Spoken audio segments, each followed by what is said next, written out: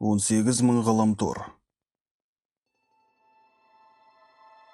1977 жылы британдық теледидардағы жаңалықтарды бір кедергі үзіп тастап, өзгеше бір түрлі дауыс «Адамдар бейбітшілік пен келісімде өмір сүру керек» деп хабарлады. Елші өзін галактикалық қолбасшылығының мүшесі Аштар Врилан деп таныстырды.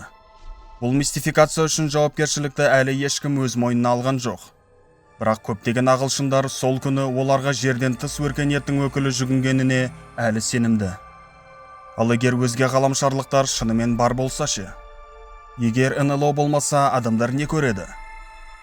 НЛО түсірілген бейнелер ұзақ уақыт бойы баяғыдан желіде жүр. Олардың біреуі 6 шақырым биіктікте дыбыстан жоғары жылдамдықпен қозғалатын белгісіз нысанды көрсетеді. Бейненің түпнұсқалығын Пентагон растады. Дегенмен, кадрдағы объекті белгісіз болып қалды. Бірақ бұл оның жерден тыс шығу тегін растамайды. Ғылыми қауымдастық бұл үлкен күн сәулесі сияқты оптикалық иллюзия екеніне сенімді. Уфологтар әрине олармен келіспейді. Дегенмен ресми ғылым ғаламдағы басқа өркениеттің болуын жоққа шығармайды, және оларды іздеумен айналысады. Сонымен SETI жобасы 60 жылдан астам уақыт бойы бөтен сигналдарды қабылдауға тырысып келеді.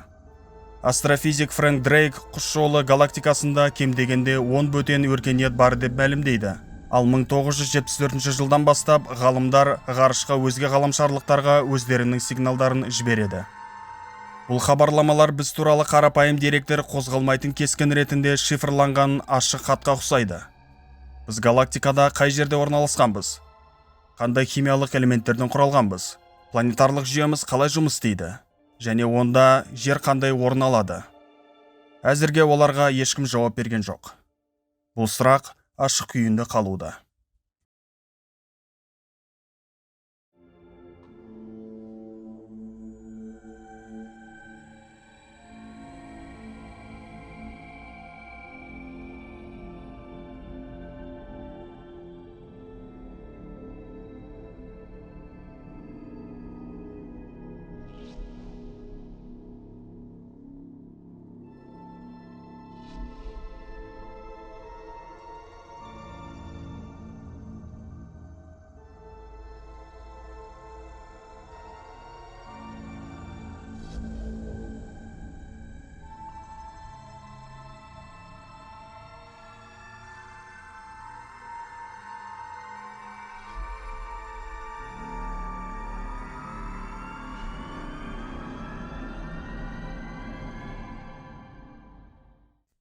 Неліктен біз әлі бір-бірімізді таппадық?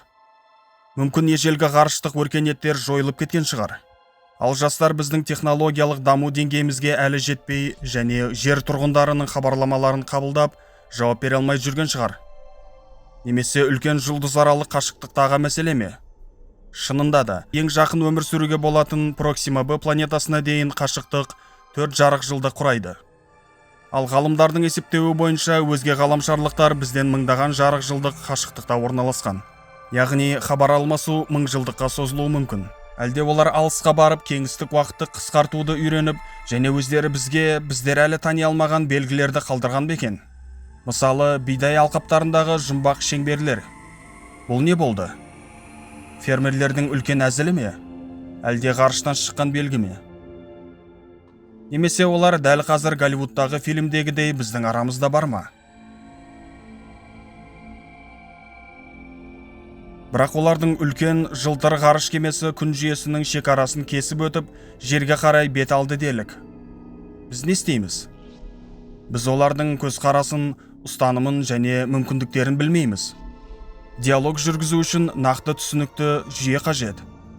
Адамзат қазірдің өзінде өзге ғаламшарлықтармен қарым-қатынас жасау үшін тіл ойлап тапты. Бірақ оны айтуға да, жазуға да болмайды.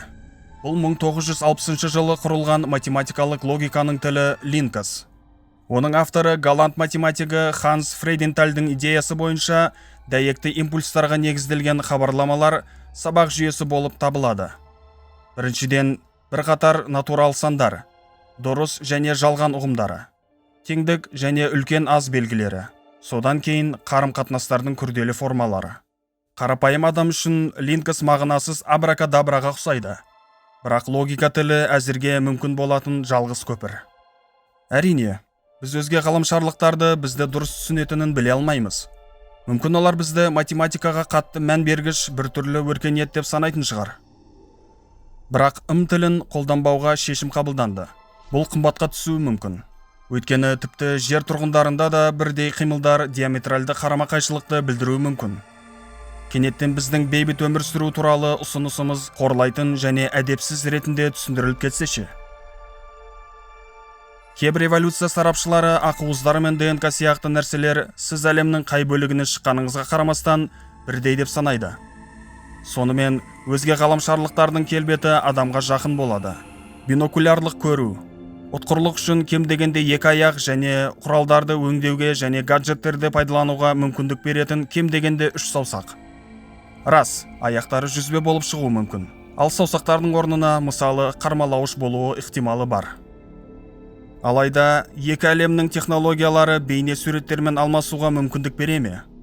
Сыртқы түрі, қимылдары мен бет әлпеті, сөйлеу және есту реакциялары мүмкін өзге ғаламшарлықтардың көңіл күйінің сипаты туралы болжам жасауға айтарлықтай көмектеседі.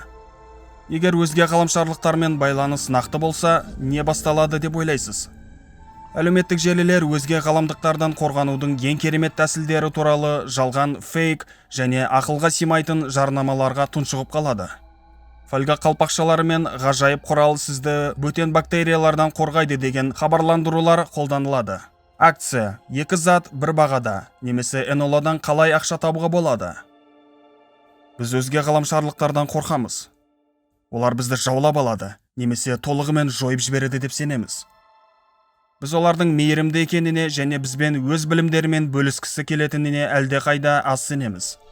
Бірақ ең қауіпті нәрсе эмоционалды шиеленіс жанжалдың катализаторы бола алады. Өзге ғаламшарлықтармен нақты кездесу болған жағдайда барлығының жүйкесі тозу үстінде болады.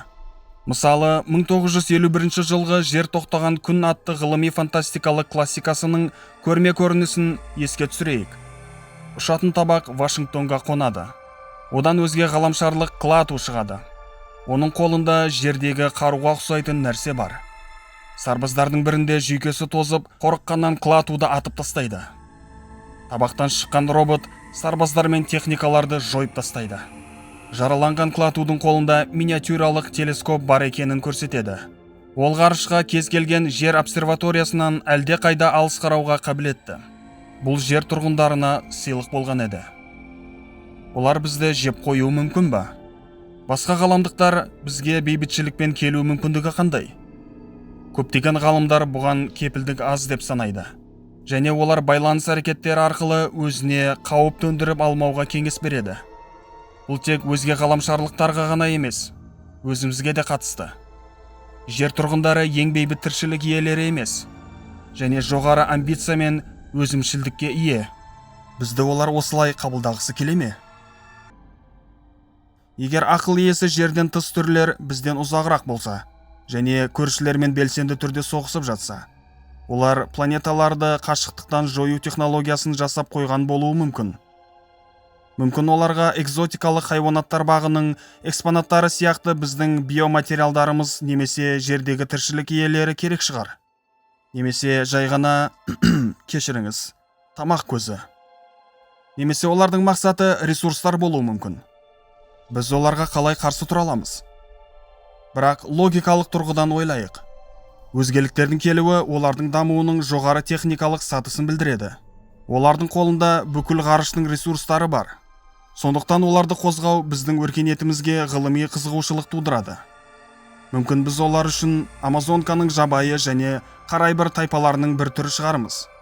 Немесе олар бізбен біліммен бөлісу үшін жерге ұшып келген миссиялар болуы мүмкін. Бұл жағдайда бұл біздің технологиялық серпіліс жасауға мүмкіндігіміз. Бірінші кезекте жұлдызаралық саяхат саласында.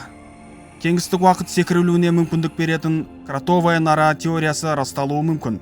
Бәлкім біздің қиялымыз бен түсінігімізден тыс нәрселер ашылар мекен. НАСА ғалымы Стивен Диктің айтуынша, біз жартылай киборгқа айналып, өмірді бірнеше жүз жылға дейін ұзартып, сананы цифрландырып, тұлғаның цифрлық өлместік дәуіріне еніп, галактика аралық рейстер үшін денелерді жетілдіре алар едік деп санайды.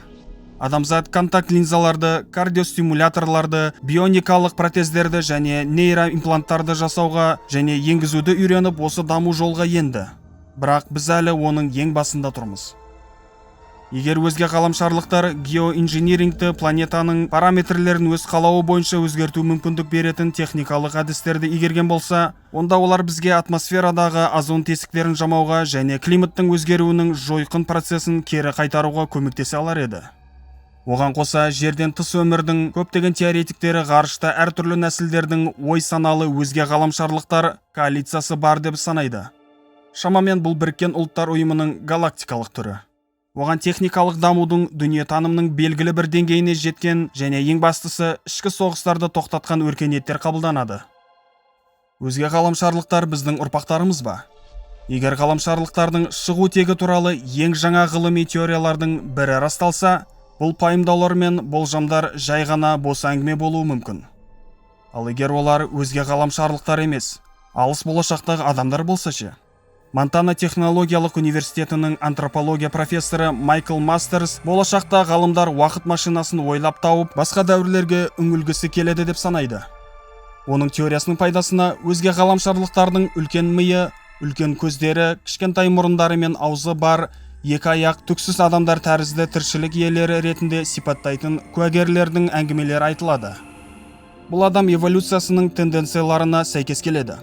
Сонымен, өткір иіс пен күшті жақтар бізге енді тамақ іздеу және оны өңдеу үшін қажет емес.